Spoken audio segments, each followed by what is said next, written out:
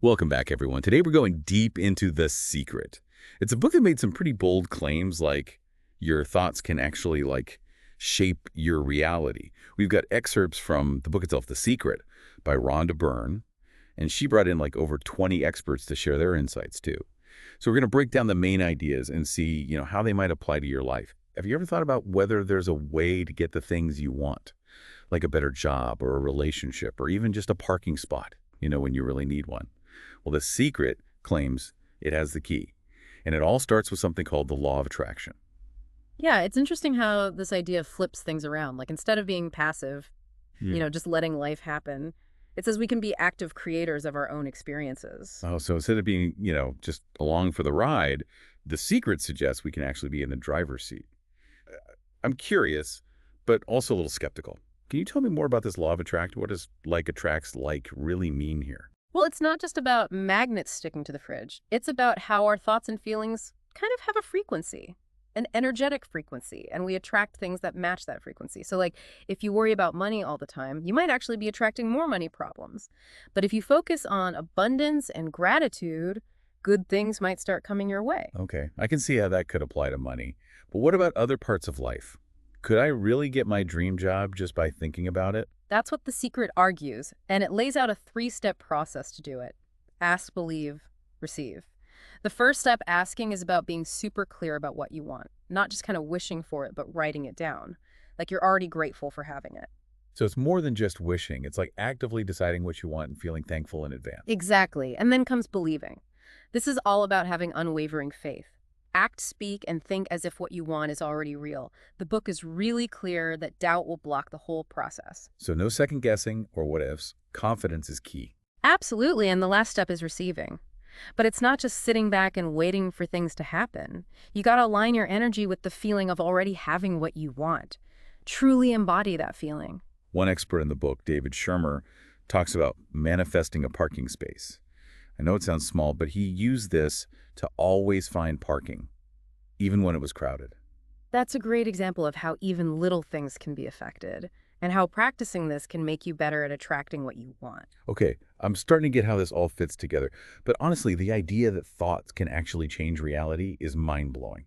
What's the science behind this? The book mentions quantum physics. Can you explain that? Yeah, The Secret draws on this idea from quantum physics that everything is energy.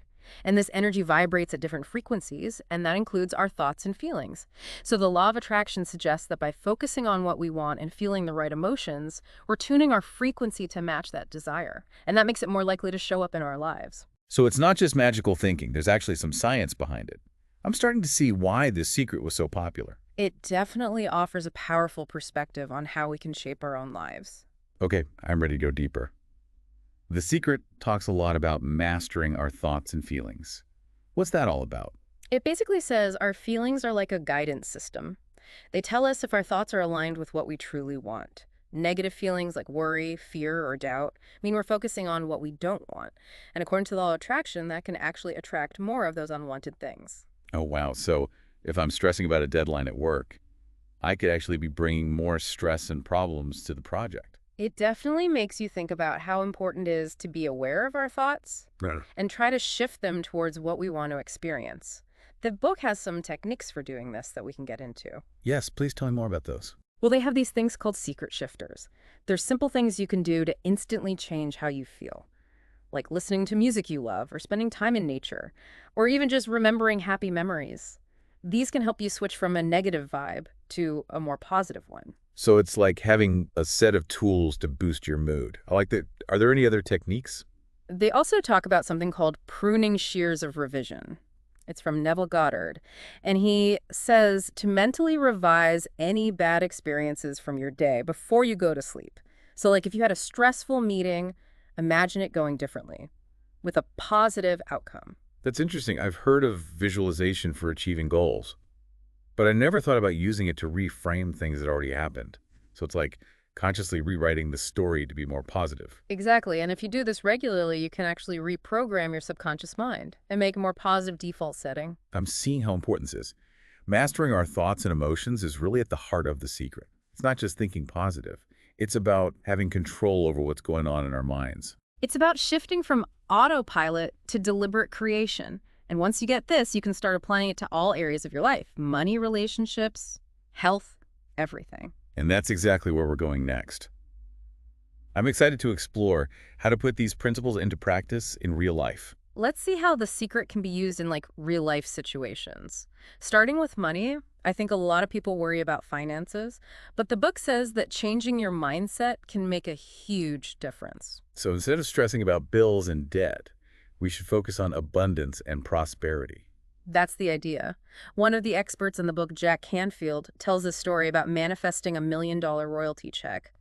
He didn't just visualize it, he took steps to make his actions and beliefs match his desire. Wow, tell me more about what he did. He talks about acting as if you already have the money, like researching fancy vacations tests, driving your dream car, or even just feeling what it would be like to be financially free. So it's not just thinking positive thoughts, it's about living like the reality you want is already here? Yeah, and Canfield also stresses gratitude. He suggests writing a gratitude check to the universe for the amount you want, expressing thanks like you've already got it. That's a cool visualization technique. I can see how being grateful could help shift your energy towards abundance. Totally. Now let's talk about relationships. The Secret says the law of attraction can help improve your current relationships and even attract new ones that are right for you. Ooh, this is interesting. I think a lot of people are searching for that secret to finding and keeping love. What does the secret say about that? Well, one thing is to focus on appreciation instead of complaints. So instead of dwelling on your partner's flaws, you focus on their good qualities and be thankful for them being in your life. It makes sense that negativity just breeds more negativity. Right, and The Secret also says you can use the law of attraction to get specific qualities in a partner. Let's say you really value kindness and humor. You'd first work on being kind and funny yourself, and then act as if you're already experiencing those qualities in a relationship. So you become like a magnet for what you want by embodying it first. Exactly. And maybe most importantly, The Secret really emphasizes self-love. When you truly love and appreciate yourself, you give off a positive energy, and that attracts healthy and fulfilling relationships. Yeah, you can't expect love from others if you don't love yourself first. Now let's switch gears to health. The Secret proposes that what we think and believe can have a big impact on how healthy we are. Hmm. This is where it starts to sound a bit far out to me. How can just changing our thoughts really affect our health? Well, the book connects it to the placebo effect, which has been studied a lot in medicine. It suggests that when we truly believe something will help us feel better, our bodies often respond in that way, even if the treatment itself doesn't actually do anything.